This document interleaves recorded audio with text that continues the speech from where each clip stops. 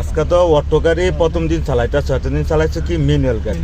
হ্যাঁ, অটো গাড়ি মেঝে কি আছে এক্সেলারেটর ব্রেক, আর ম্যানুয়াল গাড়ি মেঝে ক্লাস আসছিল বুঝলি, এটা মেঝে ক্লাস নাই।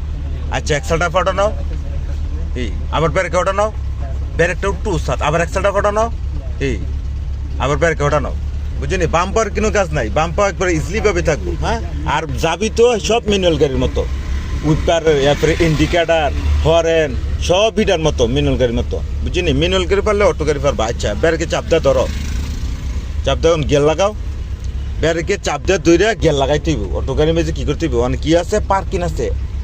আর মানে কি ব্যারেক সারো, ব্যারেক সারো, দেখুন ব্যারেক সারলে লিভার যেতেছে, আবার ব্যারেক, আবার আরেকবার দাও,